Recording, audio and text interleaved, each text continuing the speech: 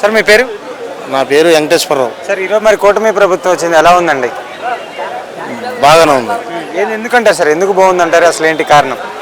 ముందల రౌడీయిజం ఆగింది. ముందల రౌడీయిజం అనేది అందరికీ భయం పుట్టింది. ముందల డిపార్ట్మెంటు అంతా ఎలర్ట్లో ఉన్నారు. కొన్ని ప్రభుత్వానికి చెడ్డ పేరు వచ్చే పనులు కూడా చేస్తున్నారు డిపార్ట్మెంటు. నాయకత్వం మట్టికి మన తెలుగుదేశం నాయకుల మట్టికి ఆయనకి ఆ డిపార్ట్మెంట్కి కొంచెం తెలియజేయాలని నేను కోరుకున్నాను. ఆటో ఈయన నాది ఆటో తప్పు చేయని కూడా తప్పు చేసేవని లోపలేసారు. నిన్న నన్ను ఆటో తీసుకెళ్ళి లోపలేసేసారు. ఏంటని ప్రశ్నిస్తే వాళ్ళు ఇంతకాడ సమాధానం చెప్తులా. పట్టుకున్న మనిషి ఒక ఆయన తీసుకెళ్ళి లోపలెట్టి తాళం ఇచ్చింది ఇంకొక ఆయనకి. ఏంటయ్యా ఈ పలాందని నాకు సమాధానం చెప్పి లోపల వేస్తున్నారు, పలానానికి సమాధానం చెప్పండి అంటే ఏం చెప్తులా. రేపు వచ్చి బండి ఎత్తుకెళ్ళమన్నారు. అది ప్రభుత్వానికే చెడ్డ పేరు వస్తుంది. నేను తెలుగుదేశం కార్యకర్తనే, నాకు బాధ కలిగింది. నాకులాగా ఇంకోటికి బాధ కలగకూడదు. నేను 20 రూపాయలు 35 కట్టుకుని తీసుకెళ్ళమన్నారు. ఏ రకంగా తప్పు చేసినా నేను మళ్ళీ ప్రశ్నించిన వాళ్ళని. అయినా సరే రేపు నాకులాగా ఇంకో మనిషి బాధపడకూడదు. తప్పు చేస్తే కంపల్సరీ తీసుకెళ్ళి లోపలయ్యి.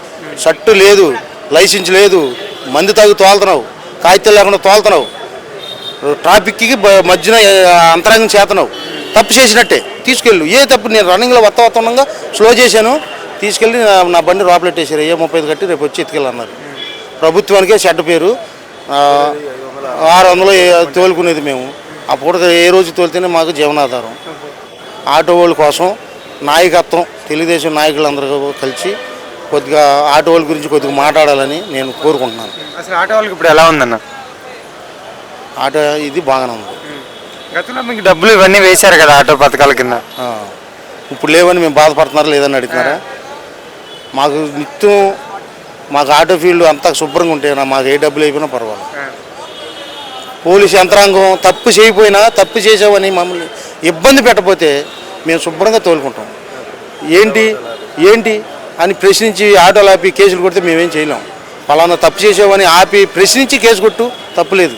ఏమి లేకుండానే వాళ్ళని ఎదిరిగిచ్చామనో లేకపోతే ఇంకోటేనో మమ్మల్ని కేసు కొట్టి పక్కన పెట్టి మమ్మల్ని బాధ పెడితే మేము ప్రభుత్వాన్ని అందరూ నేనైతే తిట్టను, కానీ నాకులాగా బోలు మంది ఉంటారు వాళ్ళందరూ తిడతారని నేను కోరుకుంటున్నాను.